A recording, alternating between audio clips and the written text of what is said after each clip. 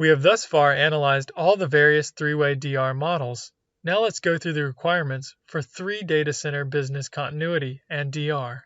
It is important to perform cluster peering to replicate data between 2 or 3 different clusters, running at different data centers or in the same data center. During cluster peering, the SVMs are also peered between these clusters to enable SnapMirror relationships.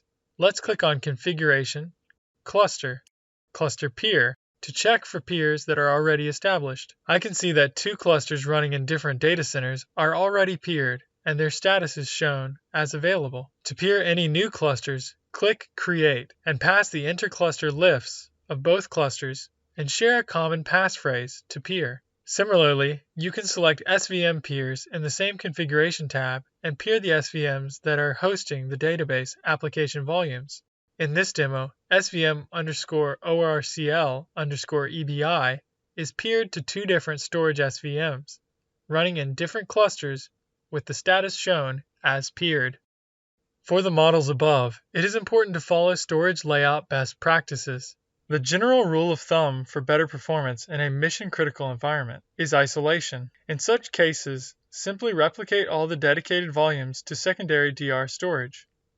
If you have consolidated everything in a single volume, then DR configuration would be quite simple and easy to replicate deltas and perform recovery. Having control file and redo logs in the same storage device or volume will be good practice to avoid mismatch in the versions of control file and redo logs. You can also dedicate separate volumes for Oracle Home and Grid Home and replicate them to secondary storage for the DR failover if you don't want to incur the cost of running a passive DR site and infrastructure. After the peering is performed between clusters and SVMs, you can initiate the SnapMirror software for data replication between the volumes to the near or far DR data center. SnapMirror is the industry's leading WAN-efficient data replication software that maintains all the storage and WAN efficiency features to help in faster and safer transportation. Unlike other vendors, NetApp SnapMirror replication doesn't require any additional hardware and cost to replicate data between sites. In the case of very large databases, data files are usually spanned across multiple volumes or LUNs and different controller nodes. While replicating delta or snapshots to other sites asynchronously, they must join volumes and/or LUNs in a consistency group to conserve update sequences across sites and initiate recovery for any volume or LUN failure. Backup products like NetApp SnapCenter or SnapCreator and backup partners like Commvault and VM can help to take app-consistent snapshots with consistency groups. These products can also complement SnapMirror to replicate app-consistent data between multiple targets. Here's a short backup demo to show how SnapCenter helps take application-consistent backups for databases and replicates data asynchronously to a SnapMirror DR and backup destination.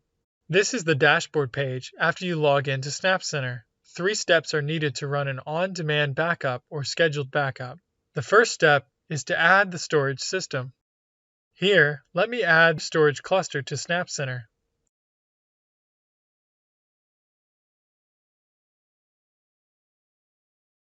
After the storage system is registered, the second step is to register the Linux database host. While the host is being registered with SnapCenter, the Oracle plugin is pushed to the database host, which installs and configures it. After the host registration process is complete, the Resources page automatically discovers the databases running on each host and lists them. The drop-down filter can be used to filter the databases based on type. Let's select Oracle Database and protect the new database. The next step is to create a backup policy and associate it with the new database. The backup policies are listed in the settings pages. I have created a daily backup policy with replication enabled to mirror and vault the backups of my production volumes to a remote async destination. Let's do the final step to associate a backup policy for this database. Click the Oracle database and choose Daily Backup from the Policies dropdown. Invoke the Scheduler wizard and apply schedules for the daily backup. The remaining screens are optional, so let's skip them and submit. Now let's run an on-demand test backup for this database.